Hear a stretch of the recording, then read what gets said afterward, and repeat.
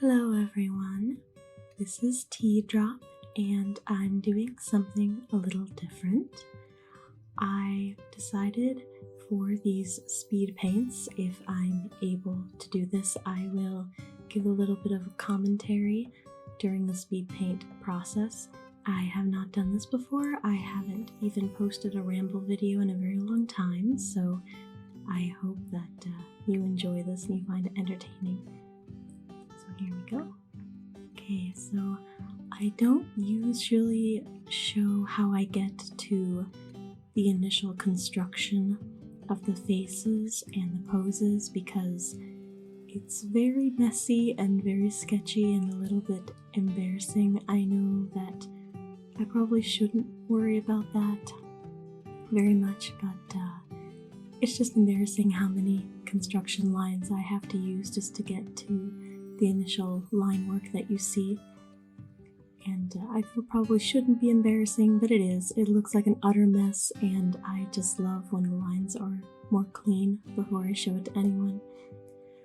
So here, this is our lovely loyal knight with his prince. I wanted to make the prince look a little more androgynous in case I ever decided to do a male for female version of this. But he's also supposed to be very pretty. He's a very pretty boy, very pretty prince. And oh gosh, I love doing the highlights on the hair. It's just like the final polish. Yeah, I had some trouble with the knight's hair here. His hairline has given me problems. Even in the first artwork I did, his hairline gave me problems because hairlines always give me issues because I never know how far back to put them or how far forward. Sometimes I go too far and it looks like the person's hair is growing out of the middle of their forehead. Other times I go back too far and they look like they're going bald. So that's always a hassle for me if the hair is pulled back. If it's, down, falling in the face, then go for it. I'm usually okay with that. My main issue seems to be making the hair too poofy or too fluffy.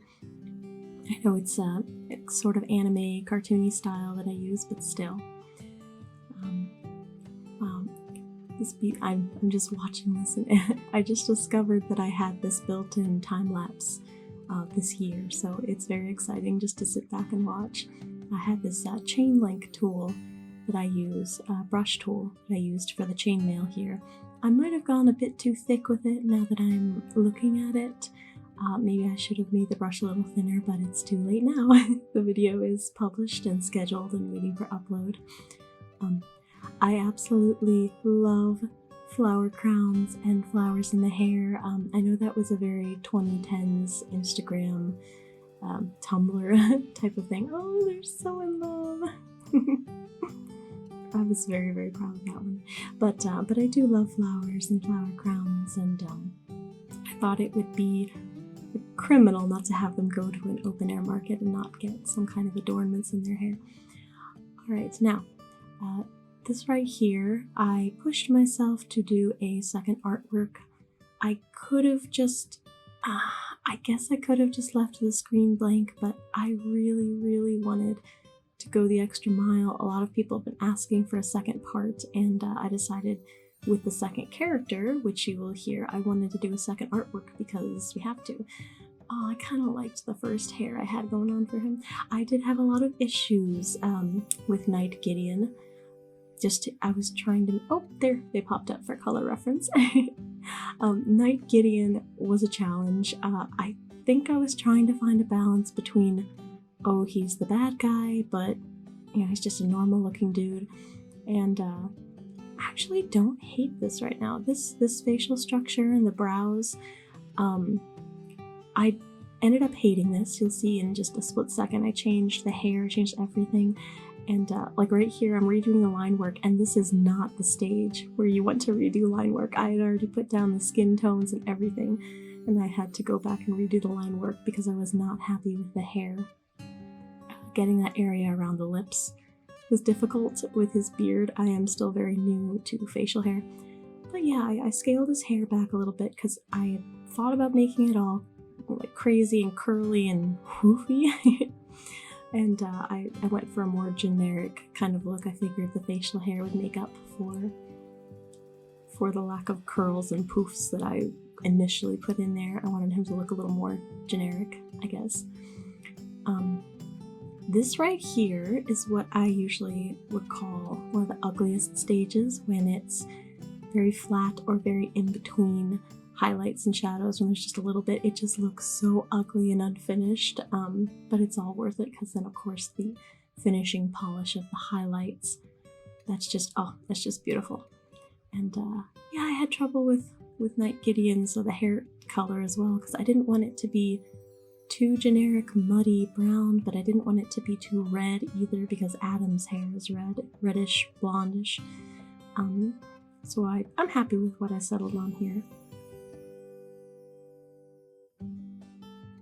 Here I am redoing the hair again. I even had the highlights added. This is not the time you do this. I had to go back and do all, anyway.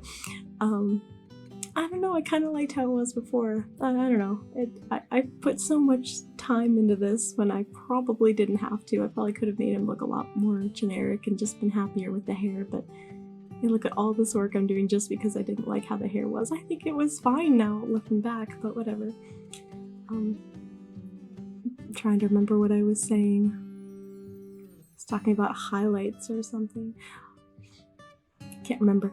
But yeah, the backgrounds, sometimes I have enough time to do the backgrounds myself, but for the most part I cheat a little bit. I'll usually snag an image, put it through a filter, and then use that as the background.